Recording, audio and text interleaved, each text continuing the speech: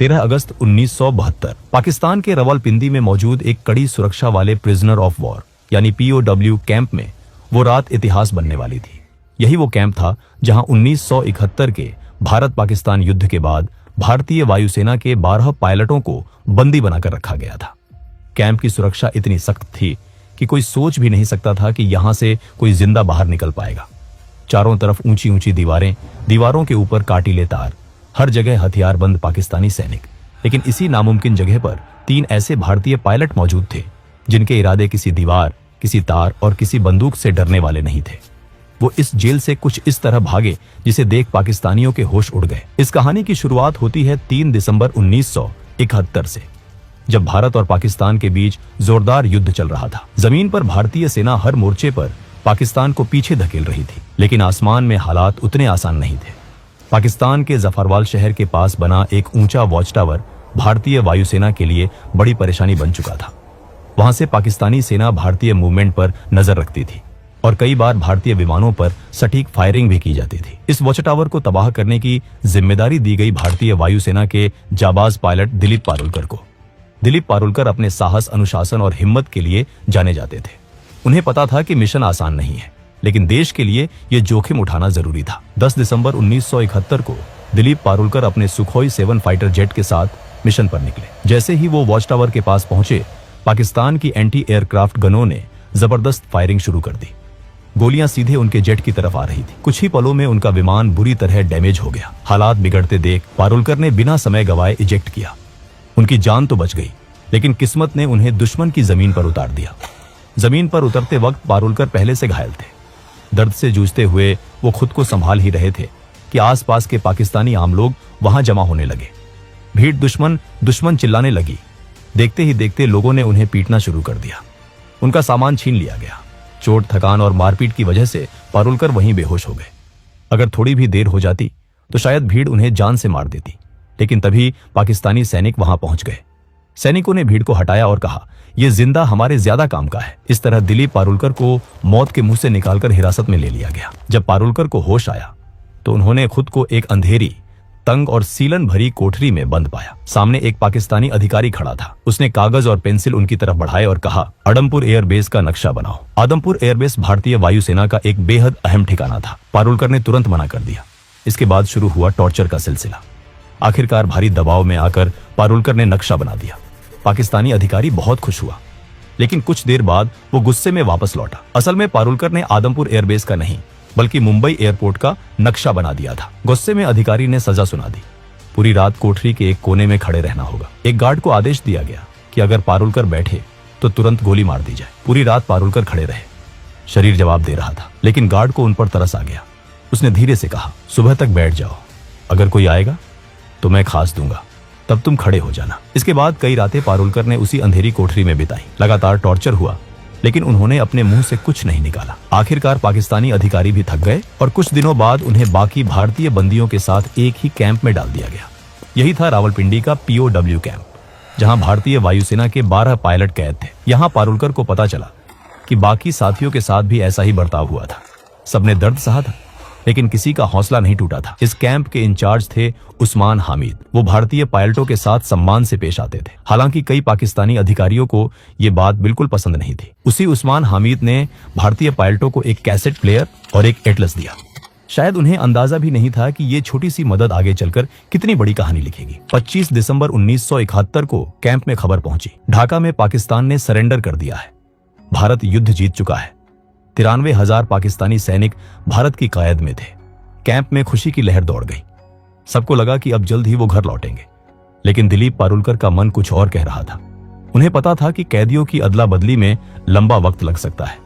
उन्होंने साथियों से कहा, अगर हम यहां बैठे रहे तो शायद सालों लग जाए, क्यों ना हम खुद ही रास्ता निकालें। पहली बार किसी ने उनका साथ नहीं दिया, लेकिन पारुलकर हार मानने वाले नहीं थे। उनके दिमाग में एक बीज पड़ चुका था, आजादी का बीज, और यही बीज आने वाले महीनों में एक ऐसी योजना में बदलने वाला था जो रावलपिंडी की दीवारों को हिला देने वाली थी। 25 दिसंबर 1971 के बाद रावलपिंडी POW कैंप में एक अजीब सी खामोशी फैल गई थी। बाहर की दुनिया में जंग खत्म हो चुकी थी, लेकिन इन 12 भारतीय पायलटों के लिए लड़ाई अभी बाकी थी। सबको उम्मीद थी कि भारत और पाकिस्तान के बीच युद्धबंदियों की अदला बदली जल्द होगी, लेकिन दिन बीतते गए, हफ्ते गुजर गए। और कोई ठोस खबर नहीं आई। दिलीप पारुलकर को अंदर ही अंदर ये महसूस हो रहा था कि सरकारों की बातचीत में बहुत समय लग सकता है। उनका मन मानने को तैयार नहीं था कि वो बस इंतजार करते रहे। उनके लिए आजादी का मतलब था खुद के दम पर निकलना। शुरुआत में उन्होंने एक अलग योजना सोची। जब रात को टॉयलेट जाने के लिए एक सिपाही उनके साथ आता था, तब उसकी बंदूक छीनकर उसे ढाल बनाकर बाहर निकलने का प्लान बनाया गया। लेकिन ये रास्ता बहुत जोखिम भरा था। काफी सोच विचार के बाद पारुलकर ने यह प्लान खुद ही छोड़ दिया। समय बीतता गया, कई महीने गुजर चुके थे, लेकिन भारत सरकार की तरफ से कोई हलचल नहीं दिख रही थी। इसी दौरान कैंप में मायूसी बढ़ने लगी। तब पारुलकर ने एक बार फिर अपने साथियों से बात की। इस बार दो लोग आगे आए, MS ग्रेवाल और हरीश सिंह जी।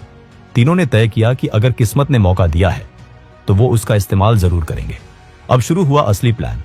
सबसे पहले उन्होंने कैंप के इंचार्ज उस्मान हदीद द्वारा दिए गए एटलस को ध्यान से पढ़ना शुरू किया। रात रात भर वो नक्शे देखते, रास्ते समझते और संभावनाएं तलाशते। प्लान साफ था, जेल से निकलने के बाद सीधे भारत पाकिस्तान बॉर्डर जाना बहुत खतरनाक था, क्योंकि युद्ध के बाद वहां सुरक्षा बेहद सख्त थी। इसलिए उन्होंने तय किया कि वो पहले अफगानिस्तान की तरफ जाएंगे और वहां से किसी तरह भारत पहुंचेंगे। अगला कदम था सही सेल चुनना। उन्हें ऐसा सेल चाहिए था जो कैंप की बाहरी दीवार के सबसे पास हो, जहां गार्ड कम आते जाते हों। काफी निरीक्षण के बाद उनकी नजर पड़ी सेल नंबर 4 पर, लेकिन उस सेल में शिफ्ट होना आसान नहीं था। यहीं पर पारुलकर की समझदारी काम आई। उनका व्यवहार गार्ड्स के साथ हमेशा ठीक रहा था। धीरे धीरे उनकी कुछ सिपाहियों से जान पहचान हो गई थी। उसी का फायदा उठाकर उन्होंने रिक्वेस्ट डाली और आखिरकार पारुलकर, ग्रेवाल और हरीश सिंह जी को सेल नंबर 4 में शिफ्ट कर दिया गया। इस सेल में पहले से एक और भारतीय पायलट मौजूद थे, विद्याधर शंकर चाटी। चाटी भागने के प्लान में शामिल नहीं होना चाहते थे, लेकिन वो इन तीनों की मदद करने को तैयार थे और यही मदद आगे चलकर बेहद अहम साबित होने वाली थी। अब असली चुनौती थी दीवार में सुरंग बनाना। सेल की दीवार लगभग 18 इंच मोटी थी। बिना किसी औजार के इसे तोड़ना नामुमकिन था, लेकिन किस्मत एक बार फिर उनके साथ थी। किसी तरह उन्होंने एक कैंची और एक स्क्रू ड्राइवर चुरा लिया। हर रात ठीक 12 बजे से 1 बजे तक बेड के नीचे जाकर काम शुरू होता। एक आदमी दीवार कुरेदता, बाकी 3 पहरा देते। दीवार से निकलने वाली मिट्टी और सीमेंट को बेड के नीचे छुपा दिया जाता। सुरक्षा बढ़ाने के लिए उन्होंने सेल के अंदर लगे बल्ब का फ्यूज उड़ा दिया, ताकि गार्ड ठीक से देख ना सके। जेल में बल्ब बदलने की प्रक्रिया लंबी थी और इसका फायदा इन तीनों को मिला। एक रात खतरा बहुत करीब आ गया। एक गार्ड ने बाहर से झांक कर देखा और उसे लगा कि सेल में सिर्फ 3 पायलट हैं, जबकि उस वक्त हरीश सिंह जी बेड के नीचे थे। गार्ड ने आवाज लगाई, लेकिन तीनों ने सोने का नाटक किया। गार्ड भागकर इंचार्ज उस्मान हामिद को बुलाने गया। उसी पल सिंह जी चुपचाप बाहर निकले और लेट गए। जब उस्मान हामिद आए और चारों पायलटों को देखा तो उन्होंने गार्ड को ही डांट दिया। दिन बीतते गए, हफ्ते महीनों में बदल गए। दीवार की ईंटों से सीमेंट निकाला जाता, फिर ईंटों को वैसे ही वापस लगा दिया जाता। बाहर से देखने पर सब सामान्य लगता था। साथ ही उन्होंने भागने के बाद के लिए तैयारी शुरू कर दी। हर कैदी को हर महीने 57 रुपये मिलते थे। इन्हीं पैसों से तीनों ने ड्राई फ्रूट्स, कंडेंस्ड मिल्क और जरूरी सामान इकट्ठा किया। उन्हें पता था कि जेल से बाहर निकलने के बाद जिंदगी और भी कठिन होने वाली है। दिशा जानने के लिए उन्हें कंपास चाहिए था। उन्होंने कैसेट प्लेयर के मैग्नेट और कपड़े सिलने वाली सुई से जुगाड़ू कंपास बनाया। पारुलकर को घर से जो कपड़े मिले थे, उनसे जेल के टेलर को पैसे देकर तीनों के लिए पठानी सूट सिलवाए गए, ताकि बाहर निकलने के बाद वो आम लोगों में घुल मिल सके। धीरे धीरे दीवार का छेद इतना बड़ा हो गया कि एक इंसान उसमें से निकल सके। आखिरी परत, जो कि सिर्फ प्लास्टर था, उसे जानबूझकर छोड़ी गई ताकि भागने वाली रात उसे आसानी से तोड़ा जा सके। 13 अगस्त 1972 की रात रावलपिंडी POW कैंप के ऊपर काले बादल छाए हुए थे। तेज हवा चल रही थी और थोड़ी ही देर में मूसलाधार बारिश शुरू हो गई। यही वो रात थी जिसका इंतजार दिलीप पारुलकर, MS ग्रेवाल और हरीश सिंह जी महीनों से कर रहे थे। तीनों ने अपने पठानी सूट पहने, ड्राई फ्रूट्स, कंडेंस्ड मिल्क, जुगाड़ से बना कंपास और थोड़े पैसे अपने पास रखे। जाने से पहले उन्होंने अपने साथी विद्याधर शंकर चाटी को गले लगाया। अब आखिरी कदम बाकी था। पारुलकर ने दीवार की आखिरी परत को धीरे धीरे तोड़ा। बारिश की वजह से आवाज बाहर तक नहीं गई। एक एक करके तीनों उस संकरे छेद से बाहर निकल आए। बाहर आकर उन्होंने देखा दीवार के पास ही एक पाकिस्तानी गार्ड चारपाई पर सो रहा था। तीनों सीधे दीवार की तरफ भागे।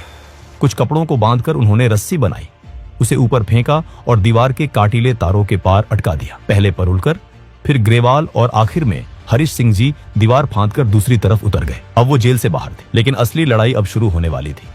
तीनों तेजी से भागते हुए बस स्टैंड पहुंचे। किस्मत उनके साथ थी। उन्हें पेशावर जाने वाली बस मिल गई। पूरी रात सफर करने के बाद सुबह करीब 6 बजे वो पेशावर पहुंच गए। यहाँ सबसे बड़ा खतरा पहचान का था। अगर उनसे कलमा पढ़ने को कहा जाता या मेडिकल चेक होता तो तुरंत पकड़े जाते। इसलिए तीनों ने खुद को क्रिश्चियन बताने का फैसला किया। पेशावर से उन्होंने एक और लोकल बस ली और सुबह करीब 9:30 पर लंडी कोटल पहुंचे। उधर सुबह 11 बजे रावलपिंडी के वॉर कैंप में अचानक हड़कंप मच चुका था। पाकिस्तानी गार्ड्स को पता चल गया था कि तीनों भारतीय पायलट भाग चुके हैं। जब गार्ड्स उनके सेल में पहुंचे और दीवार में बना वो बड़ा सा सुराख देखा तो कुछ पल के लिए सब सन्न रह गए। किसी को यकीन ही नहीं हो रहा था कि इतनी कड़ी सुरक्षा के बावजूद ये नामुमकिन काम हो गया। गार्ड्स गुस्से से तमतमा उठे। उन्हें लगा कि अगर सीनियर अफसरों को सच्चाई पता चली तो सजा उन्हीं को मिलेगी। इसी गुस्से और डर में उन्होंने सोचा कि विद्याधर शंकर चाटी, जिन्होंने इन तीनों की मदद की थी, उन्हें गोली मार दी जाए। फिर सीनियर्स को यह बताया जाए कि चाटी भी भागने की कोशिश कर रहे थे, इसलिए मजबूरी में उन्हें मारना पड़ा। लेकिन सीनियर अफसरों को जल्दी ही साफ जानकारी मिल गई कि असल में कितने कैदी भागे हैं।